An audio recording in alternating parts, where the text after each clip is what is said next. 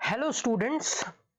कल अपना साइंस का पेपर है। बहुत ज्यादा नर्वस हो रहे होंगे कई बच्चे, और नर्वस ना हो उसके लिए मैं एक ये वीडियो लेके आया हूँ। One of the most useful video कल के पेपर के लिए।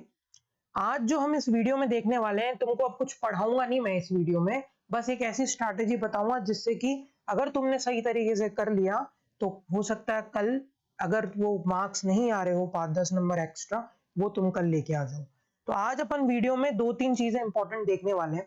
सबसे पहली चीज तो ये देखेंगे कि जो प्रेजेंटेशन होती है पेपर की वो किस तरीके से करनी है, और प्रेजेंटेशन के बाद टॉपर शीट देखेंगे कि उसके अंदर प्रेजेंटेशन कैसी है, और उसके बाद हम ये चीज चेक करेंगे कि किस तरीके से बोर्ड के अंदर कॉपी चेक होती है। वो मैं लाइव करके बताऊंगा किस तरीके से कोई जो चेक करने वाला है कि वो कैसे चेक करता है, जिससे कि हमको ये एक शार्प आइडिया लग जाए कि हम हमारा टारगेट क्या है। हमारा टारगेट एक कहानी लिखना नहीं है, साइंस के पेपर में हमको कहानी की जरूरत नहीं है, तो स्पेसिफिकली क्या कीवर्ड लिखने हैं वो चीज हम देखेंगे।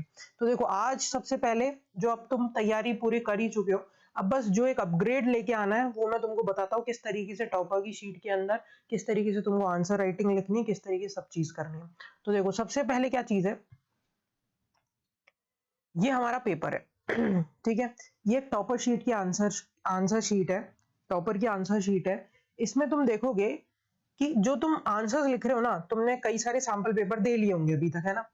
2-3 चीजें जो मैं इंपॉर्टेंट बताऊंगा उसको देखना, और फिर अपन एक क्वेश्चन पेपर से भी इसको टैली करेंगे। देखो, सबसे पहली चीज क्या है कि सेक्शन है, जो भी है आंसर राइटिंग है, कुछ भी है, उसको तुम सबसे पहले बीच में लिखो। जैसे सेक्शन ए लिख दिया, और एक सीरियल वाइज चलो। अगर सेक्शन सी भी कर रहे हो, मान लो सेक्शन सी से चालू कर रहे हो, सबसे पहले एक चीज ध्यान रखना, जो 10 मिनट मिलते हैं ना पेपर रीडिंग करने में, उसमें सबसे पहले ये चीज चेक करो कि तुमको कौन सा पार्ट करना है। देखो, अपना सेक्शन ए जो आने लग गया वो एमसीक्यू बेस्ड आने लग गया, राइट।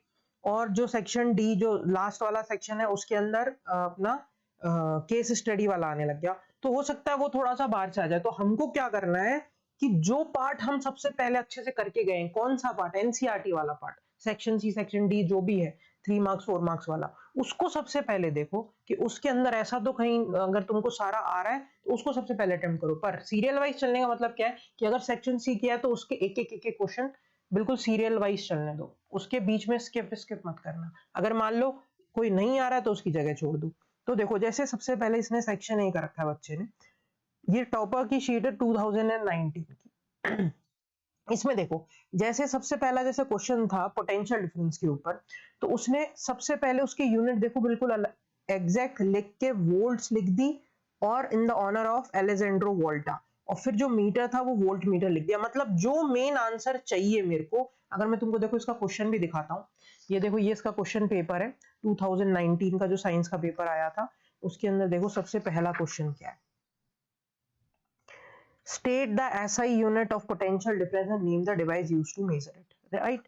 अब देखो इसका आंसर क्या लिख रखा है इसने, the SI unit of potential difference is volt in honour of this and voltmeter. मतलब ये जो दो वर्ड्स है ना, ये सबसे इंपॉर्टेंट वर्ड है, ये काम सारा कर देंगे। अब इसकी जगह तुम पूरी कहानी लिख लो और ये 2 वर्ड नहीं लिखो। समझ में आ रही है बात। अब मैं तुमको वो दिखाता हूँ कि जहां से बोर्ड की कॉपी चेक होती है। ये देखो, जैसे अगर मैं मान लो बोर्ड की कॉपी चेक करता हूं, तो जो चेक करने वाला होता है ना, उसके पास ये कॉपी आती है। देखो, स्ट्रिक्टली कॉन्फिडेंशियल होती है, इंटरनल एंड रिस्ट्रिक्टेड यूज। बाद में ये लोग ऑनलाइन कर देते हैं, पर जब ये चेक हो रही थी तो स्ट्रिक्टली कॉन्फिडेंशियल होती। तो वो लोग ये देख के करते हैं कॉपी चेक। अब देखो इसका आंसर देखते हैं फर्स्ट वाले का। तो देखो ध्यान से, अगर दिख रहा हो तो वहां बोल रखा है उनको, अगर बच्चे ने वोल्ट लिख रखा है तो उसको आधे नंबर दे दो। फिर उसके बाद वोल्ट मीटर लिख रखा है तो उसको आधे नंबर, तो टोटल 1 नंबर। ऐसे चेक होती है कॉपी। समझ में आ रही है बात। तो हम हमारे पास जो बोर्ड की कॉपी चेक करता है जो भी, उसके पास इस तरीके की शीट पहले से होती है, उसको देख के उसको देखना है। तो ये दोनों चीज लिख रखी है, तो उसको देखो वहीं पे ही इसने टिक किया है, एक वोल्ट पे टिक किया, एक वोल्ट मीटर पे टिक किया, तो उसको 1 नंबर मिल गए। समझ में आ रही है बात। इस तरीके से कॉपी चेक होती है, ठीक है। अब देखो इसके आगे देखो, जो मैं चीज बता रहा था कि ये सेक्शन बीच में लिख दिया है यहाँ पे। और भी अगर तुम इसको और अच्छी तरीके से बनाना चाहते हो तो मैं ये भी बोलता हूँ बच्चों को कि ये जैसे इसने 6 लिखा था ना यहाँ पे, इसकी जगह तुम यहाँ बीच में लिख दो ऐसे, आंसर नंबर 6, और ऐसे फिर नीचे चालू करो, इसमें भी कोई दिक्कत नहीं है।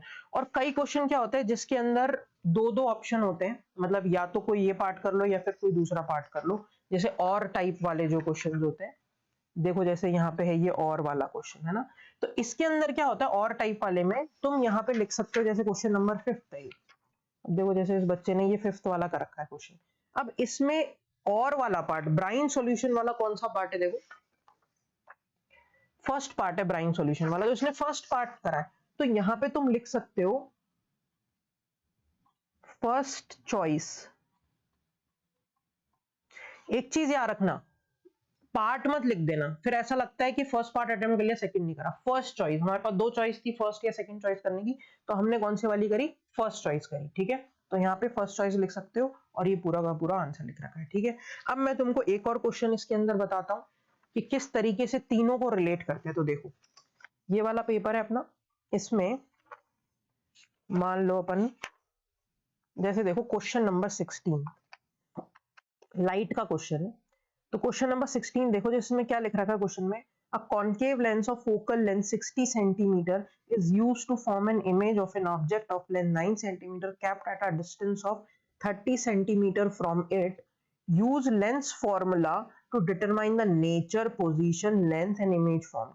Also draw the label ray diagram to show the image formation. अब देखो तुमको क्वेश्चन को तोड़ना आना चाहिए कि ये 5 नंबर का क्वेश्चन है, तो इसमें ये 5 नंबर कहाँ कहाँ डिस्ट्रीब्यूट कर रखे होंगे, वो चीज पता होना बहुत इंपॉर्टेंट है। तो इसमें देखो 3-4 चीज दे रखी है। सबसे पहला इसने बोल रखा है कि नेचर, पोजीशन, लेंथ बता दो, फिर बोल रखा है इसने डायग्राम बना दो। तो इसमें सारी चीजें यूज करनी पड़ेगी, तो किस किस तरीके से मार्क्स डिस्ट्रीब्यूट होते हैं वो दिखाता हूँ। देखो इसी 16th क्वेश्चन का मार्क्स डिस्ट्रीब्यूशन देखते हैं। तो देखो ये यही 16th क्वेश्चन है। अब इस 16th क्वेश्चन के अंदर देखो तुम कि अगर बच्चे ने लेंस फॉर्मूला सही लगा के वैल्यू सही निकाल दी तो उसके 1 नंबर है। फिर उसके बाद हाइट अगर सही निकाल दी तो उसके 1 नंबर है। फिर उसके बाद अगर डायग्राम सही बना दिया, तो अगर उसने वर्चुअल और इरेक्ट स्मॉलर लिख रखा तो उसके 1 नंबर है, और अगर डायग्राम सही बनाया तो उसके 1 नंबर है। तो तुम समझ रहे हो किस तरीके से 5 नंबर डिस्ट्रीब्यूट हुए। तो देखो अब इस बच्चे ने क्या किया है,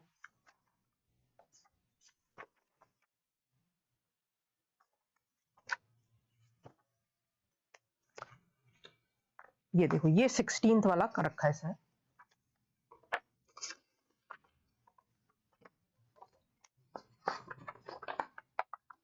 ये देखो अब इसमें देखो इसने कॉनकेव लेंस लिखा, सारी वैल्यू निकाली और फॉर्मूला यूज करा। तो देखो उस टीचर, वो टीचर कहाँ कहाँ टिक करा है, जो सबसे इंपॉर्टेंट वाली लाइन है। अब देखो इसने ये 1/v ये फॉर्मूला यूज कर लिया है। यहाँ पे तुम ऐसे बॉक्स भी बना सकते हो फॉर्मूले के अंदर।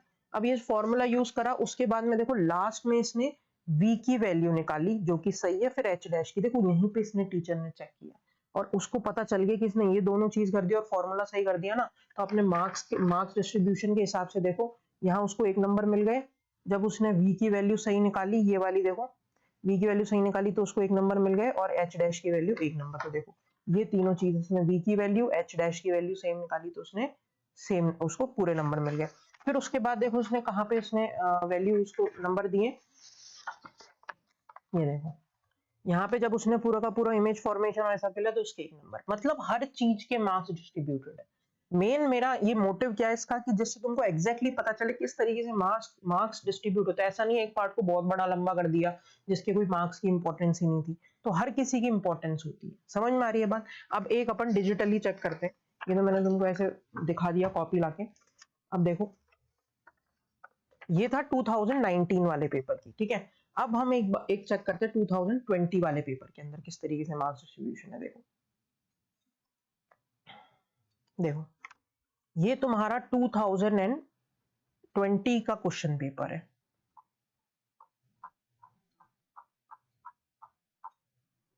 ये देखो ये क्वेश्चन पेपर है। इसमें देखो तुम्हारा क्वेश्चन नंबर, इसी तरीके से एक क्वेश्चन देख लेते हैं। क्वेश्चन नंबर 22 देखते हैं। देखो क्या बोल रहा है ये वाला question, state Snell's law of refraction of light. और सेकंड पार्ट क्या बोल रहा है, इसने ये पूरा का पूरा क्वेश्चन देखो 3 भाग में डिवाइडेड है। पर हमको नहीं पता कि कौन सा ऊपर वाला 1.5 मार्क का या नीचे वाला 1.5 मार्क का, या कोई एक 2 नंबर का हो सकता है, एक 1 नंबर का हो सकता है। तो कैसे करेंगे देखो, क्वेश्चन क्या बोल रहा है, state Snell's law of refraction of light when a ray of light travelling in air enters obliquely into a glass slab, it is observed that the light ray emerges parallel to the incident ray but it is shifted sideways slightly. Draw label diagram. तो इसमें देखो diagram भी बनाना है, illustrate भी करना है, Snell's law भी बताना है, ठीक है, तीनों चीज करनी है। तो किस तरीके से किसी स्टूडेंट ने किया, सबसे पहले उसको चेक करते हैं। देखो ये इसी आंसर का टॉपर का आंसर शीट है जिसमें उसने स्नेल्स लॉ के बारे में बता रखा है। अब देखो ये इसने क्या बता रखा है, Snell's law of reflection states that the ratio of the sine of angle of incidence, ये होता है sine of I upon sine of R, है ना, इज इक्वल्स टू कांस्टेंट। तो इसने ये थ्योरेटिकल वे में बता दिया। अब उसके बाद देखो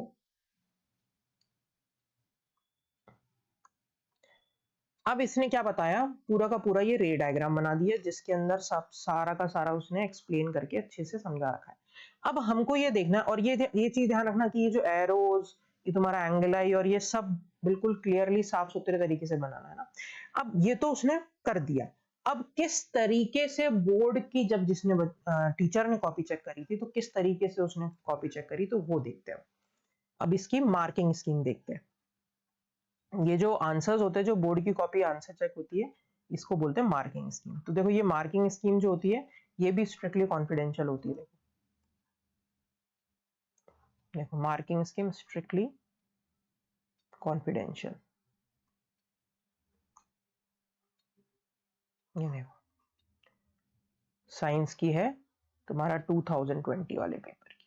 बाद में ये लोग बोर्ड वाले रिलीज रिलीज करते हैं, ऐसा नहीं है मैंने कहीं और से लेके आया हूँ। हाँ कहाँ थे देखो, अब ये क्वेश्चन आ गया तुम्हारा यहाँ पे। अब देखो ये स्नेल्स लॉ पूरा का पूरा इसने एक्सप्लेन कर रखा है यहाँ पे। अब वहां जब जैसे मान लो अगर मैं बोर्ड की कॉपी चेक करता हूं तो मेरे को पहले से इन्होंने इंस्ट्रक्शंस दे रखे हैं कि भाई अगर Snell's law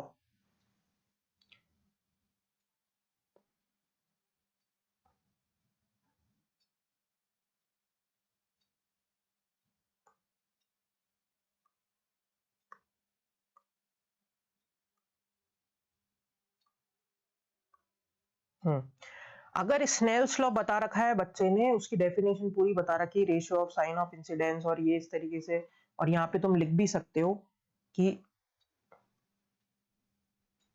sign of I upon sine of R is equals to constant, ये भी लिख सकते हो, इसमें ऐड ऑन कर सकते हो तो वो थोड़ा सा और अच्छा हो जाएगा। डेफिनेशन के साथ में ये भी लिख दो। तो इसके दिए है 1 नंबर। फिर देखो नीचे लिख रखा है रे डायग्राम, अगर बच्चे ने बताया है बनाया है तो उसके 1 नंबर, और जो लेबलिंग नहीं करते ना कई बच्चे कि भाई लिखने की जरूरत क्या, डायग्राम तो बना दिया, उसके भी 1 नंबर। तो ये जो नंबर्स कटते हैं वो यहाँ कटते हैं, समझ में आ रही है बात। तो इस तरीके से अब देखो इसका नेक्स्ट आंसर मैं देख लेता हूँ, क्वेश्चन देखने की तो जरूरत नहीं है अभी।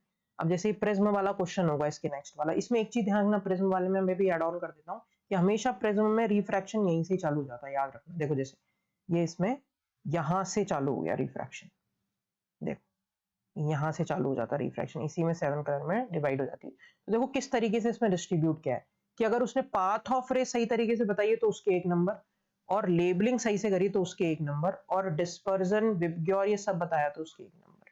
समझ में आ रही है बात। तो this is the point. Half half में भी कोई बाइफोकल लेंस का क्वेश्चन होगा उसमें आधे नंबर उसके हैं, अगर अपर पार्ट कॉनकेव और लोअर पार्ट कॉन्वेक्स बताया तो उसके आधे आधे नंबर है, फिर पावर सही बताइए तो उसके आधे नंबर है, फिर उसके नीचे वाले पार्ट के आधे, फिर उसके नीचे वाले पार्ट के आधे। पॉइंट इज बीइंग कि हमको ये चीज समझनी है कि कहाँ मार्क्स मिलते हैं और कहाँ कटते हैं। तो तुमको स्पेसिफिकली क्वेश्चन को पकड़ना, क्वेश्चन पकड़ के सोचो कि हाँ इसके अंदर यहाँ पे ये मार्क्स डिस्ट्रीब्यूट है, तो हम उस तरीके से क्वेश्चंस कर ले। समझ में आ रही है बात।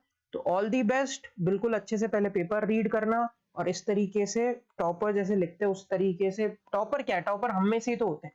तो हमको बस ये चीज देखनी है कि किस तरीके से स्पेसिफिकली वो जो चेक करने वाला वो आराम से चेक कर पाए, जो उसको चीज चाहिए ना वो तुम उसको थाली में परोस के दे दो, खत्म बात। बस वो चीज दे दोगे ना अगर, तो बस काम बिल्कुल सही तरीके से हो जाएगा। ठीक है, ऑल दी बेस्ट, अच्छे से करके आना पेपर। आज का दिन है, ये प्रेजेंटेशन, इसके 1-2 आंसर्स बना लेना, कोई भी पेपर उठा के देख लो, उसकी मार्किंग स्कीम होती है तो, और मैं ये अपलोड भी कर दूंगा टेलीग्राम पे, तो इस तरीके से सबसे बेस्ट आंसर लेके आओ, बेस्ट पॉसिबिलिटी में अपन सबसे बेस्ट रिजल्ट लेके आए। Okay, all the best.